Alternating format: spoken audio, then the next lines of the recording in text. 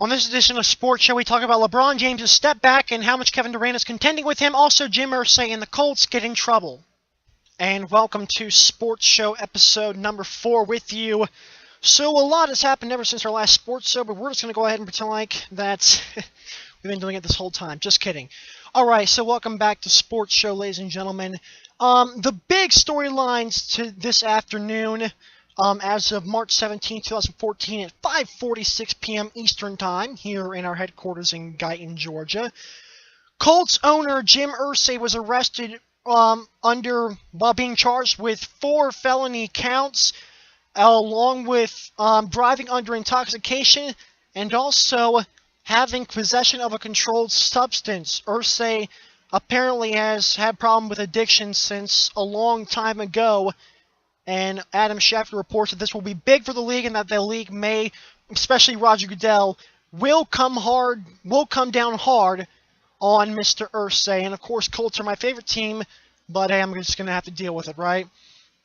Alright, now, other news, my favorite school, the Duke Blue Devils, well, their freshman sensation, Jabari Parker, ended up winning the nation's top freshman of the year award. So congratulations to Jabari Parker. But Duke did lose to Virginia. I will tell you my brackets in the episode number 5. I will tell you who I picked to win it all. Now, another thing is, Michael Jordan says the Knicks will succeed on Phil Jackson's watch. Of course, Michael Jordan does know Phil Jackson quite well, being the fact that he used to play for him and won quite a few championships under Phil Jackson's head coachship. But as we all know, Phil Jackson became president of the New York Knicks, so we wish him the best of luck. And Carmelo Anthony will do, quote, whatever Phil Jackson says for title shot. Now, on other ESPN news, we do know of something that is interesting. According to Stephen A. Smith, who has a lot of close friends in New York that know Carmelo Anthony pretty well, they say there's no chance that Carmelo Anthony will be back. The question is, will he?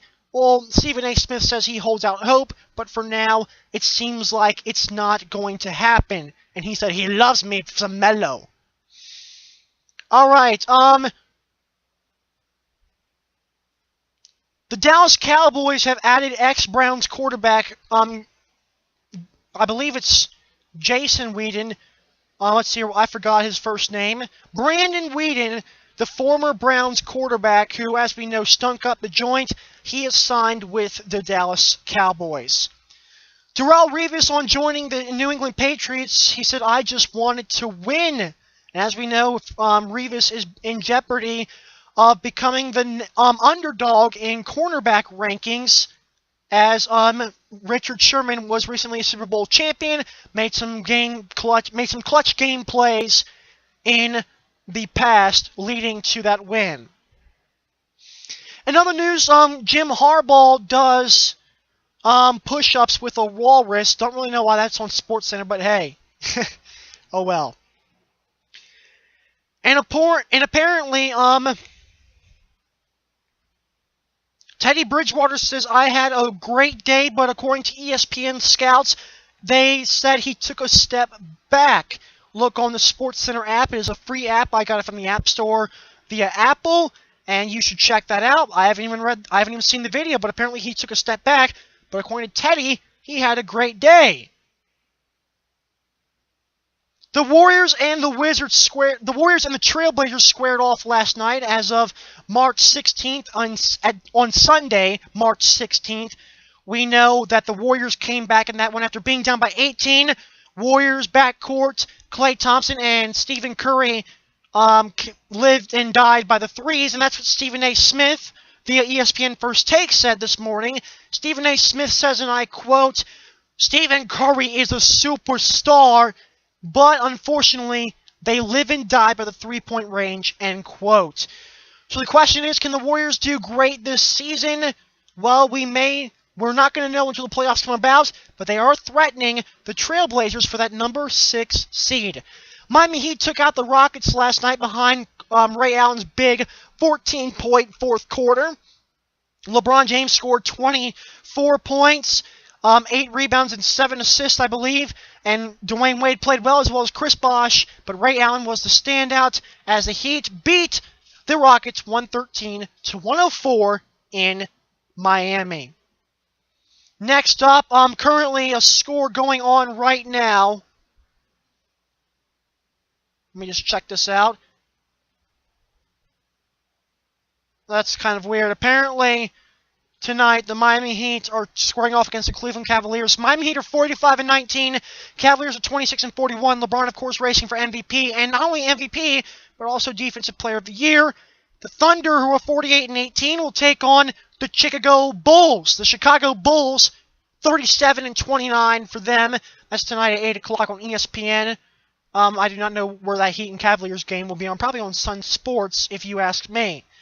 But of course, Kevin Durant was also fighting for the MVP spot. But the question is, after those two have taken a step back, referring to LeBron James and Kevin Durant, the question is, who is the best player in the world, no matter who wins the MVP this year? That's where I come in as the expert for this show. Well, if you remember the Michael Jordan and LeBron James debate, the one thing stopping LeBron James from being as good as Michael Jordan was a championship trophy. We all know how that turned out. LeBron ends up getting 2, and now they wanted to get a 3-peat this year. So why is the discussion about Kevin Durant being the best player in the world? If you had to get LeBron James, if LeBron James is playing in the exact same time zone, in the exact same time period, how on earth is LeBron James even being questioned about being overthrown in that area? That's just where I see it right now. Kevin Durant seems to be taking a baby step back from his MVP run as Russell Westbrook has joined the mix. And it seems like LeBron James, after his 61-point game, the team is only 2-5, of course, winning their last game. The question is, which one will come out on top? And according to Stephen A. Smith, the Spurs will be a better match for the Heat than the Thunder will.